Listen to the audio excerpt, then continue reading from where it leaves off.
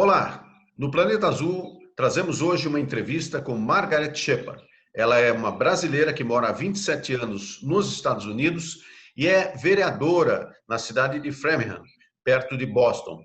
Bem-vinda ao Planeta Azul, Margaret Shepard. Marcos, é um prazer estar com vocês do Planeta Azul, né, conectada com o Brasil, com essa tecnologia maravilhosa que nos trouxe tão próximos durante essa pandemia. Margarete, nós temos acompanhado aqui no Brasil, com muito interesse e preocupação até, as manifestações que estão ocorrendo nos Estados Unidos em relação à morte do afrodescendente George Floyd. Ele foi morto por um policial branco no dia 25 de maio, em Minneapolis, e isso gerou uma onda de protestos por todo o país. Eu gostaria da sua avaliação sobre o que está acontecendo nos Estados Unidos atualmente. Olha, o que a gente vê com relação ao tipo de governo repressivo que a gente está tendo nesse momento é como se a gente tivesse um caldeirão de leite fervendo e ninguém trabalhasse na temperatura para impedir que esse leite se transbordasse. Então, o nível de violência contra a comunidade afrodescendente, a comunidade negra, ele tem crescido e hoje ele é visto nas redes sociais e toca muito mais de perto a cada cidadão. Então, é um momento muito difícil para os Estados Unidos, muito difícil para a comunidade afrodescendente, de forma geral, e os protestos têm acontecido, em maioria, de formas pacífica, mas a gente está vendo também um pouco da agressividade natural de uma comunidade inteira que tem sofrido a violência durante anos e anos. Essa é a nossa situação aqui. Especificamente na região de Boston, tem havido também esses protestos? Com certeza. Como eu te disse, na maioria, durante o dia, as manifestações pacíficas, e ao terminar, né, no final das manifestações, tem acontecido aí a entrada de pessoas que não faziam parte daquela manifestação, com ações de quebra-quebra, com ações de roubo, com ações violentas. Estamos, inclusive, na minha cidade, que é uma cidade de 70 mil habitantes, bem pacífica, a gente está assistindo grupos virem de outras localidades, fazendo manifestação aqui, ameaçando entrar em supermercados, ameaçando estar presente no centro, em frente à administração pública, com atitudes mais agressivas. Nós tivemos as manifestações organizadas e pacíficas dos políticos, dos movimentos sociais, mas nesse momento a gente recebe, né, as notícias. Olha, tem um grupo que está ameaçando, vem para cá. A polícia às vezes manda alguma mensagem dizendo evite estar em tal localidade durante um determinado período, um determinado horário. Então a gente está vendo aí pipocando essas manifestações espontâneas, mas com um degree de violência, né? E isso, apesar de ser preocupante, não é uma coisa que a gente deva estranhar, porque é claro, né, que se você coloca um animal acuado diante da parede, ele vai reagir, né? Ele vai reagir agressivamente. É isso que está acontecendo aqui nesse momento. E até que ponto a intensidade dessas manifestações pode afetar a imagem do presidente Donald Trump? É interessante você dizer isso agora, porque eu acabei de receber aqui um Twitter, né, do presidente, onde ele coloca assim: a minha administração tem feito mais pela comunidade negra do que o presidente Abraham Lincoln. Isso significa que realmente está afetando a campanha eleitoral dele, porque se não tivesse, ele não estaria preocupado em se defender no Twitter, né, Marcos? O desagrado, né, da comunidade é visível nesse momento, não só da comunidade negra, mas de toda a comunidade, da comunidade imigrante, das outras comunidades organizadas. Ninguém está aceitando não só a ineficiência do governo, mas o fato do próprio ocupante do cargo máximo estar incitando a violência contra os manifestantes. Nesse sentido, você que pertence ao Partido Democrata, você acredita que isso vai ter algum efeito nas eleições de novembro? Eu acredito que tudo repercute em termos de eleições. O Covid vai repercutir. Essas manifestações vão repercutir. Nós temos hoje uma visão de qual partido está predominante, qual partido está na frente. Não, porque a situação está em suspenso.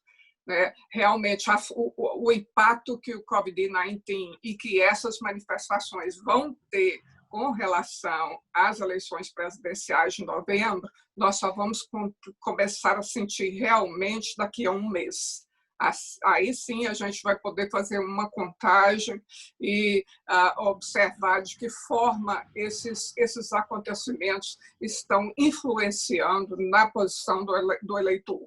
E também a dificuldade que a gente vai ter com relação ao encaminhamento físico das eleições, se a gente não tiver o controle do vírus em todos os estados. A gente tem trabalhado aí na perspectiva do voto pelo correio, para que realmente dê a oportunidade de todas as pessoas participarem dessa eleição. Então, são aspectos que vão definitivamente influenciar no resultado.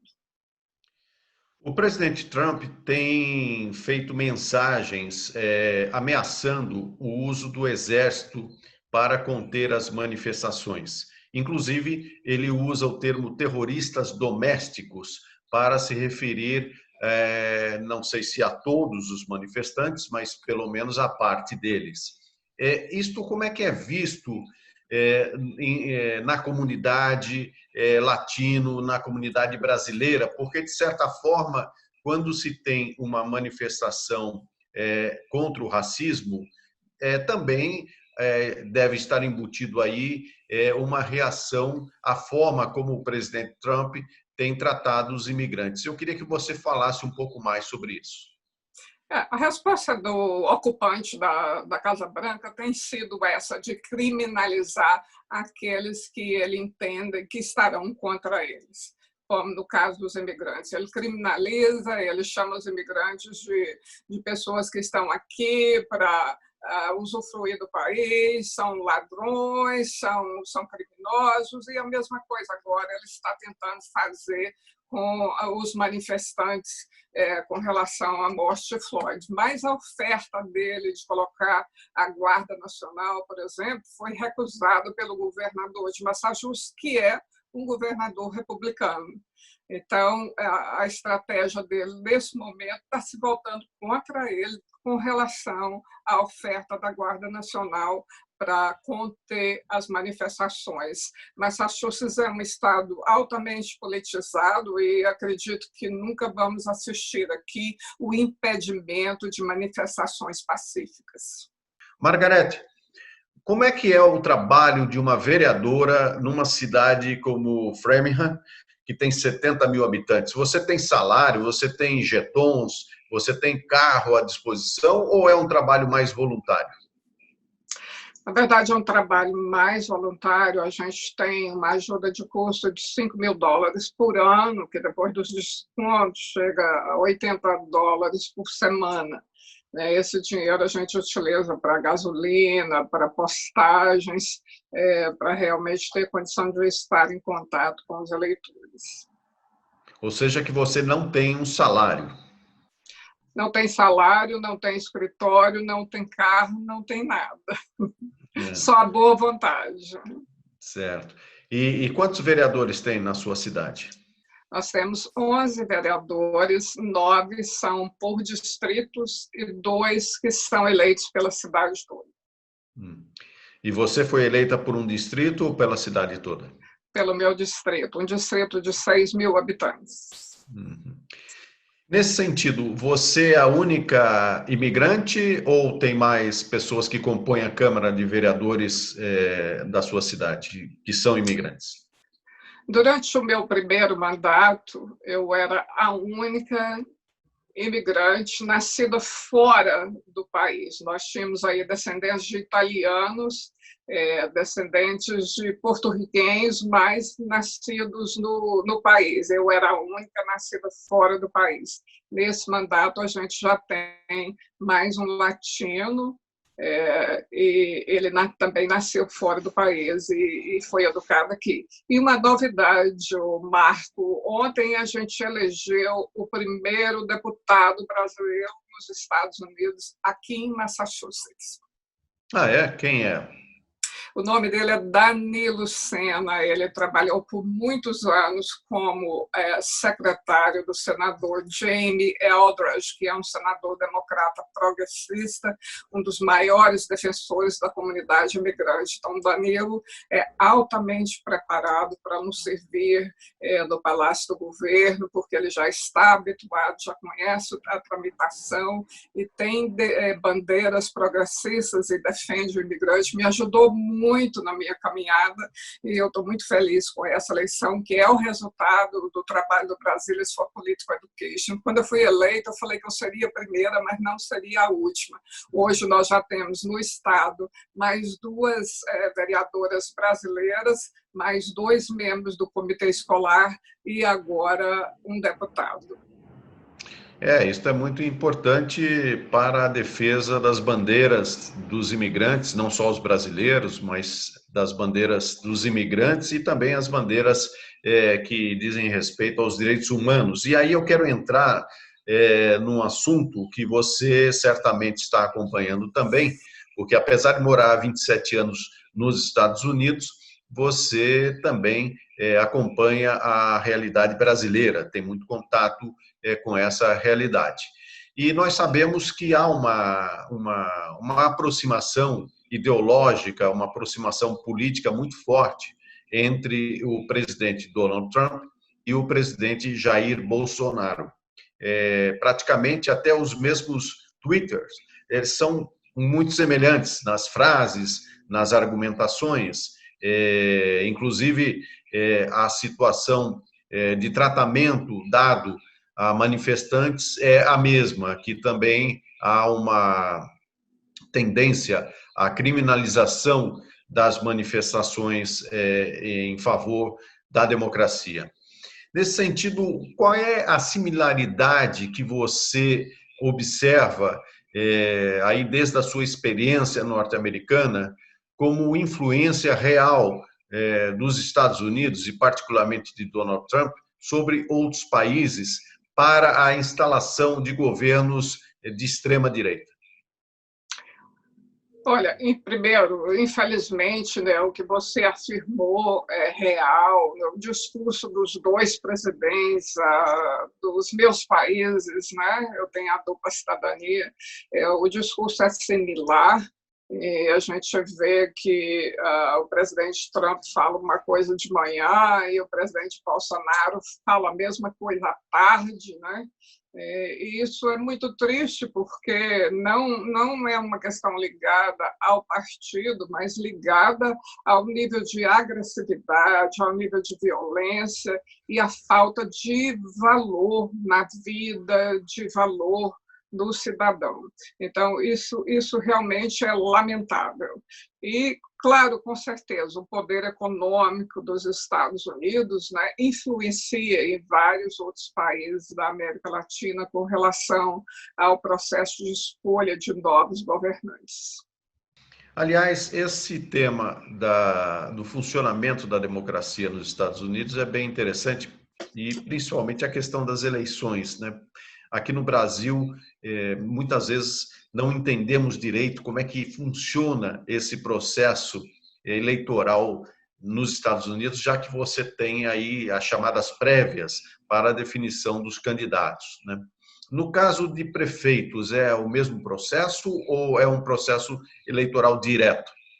Não, é o mesmo processo. A gente tem mais candidatos, a gente passa pelas prévias, tanto os vereadores como os prefeitos. Nessa última eleição, nós tivemos prévias para metade dos distritos, né?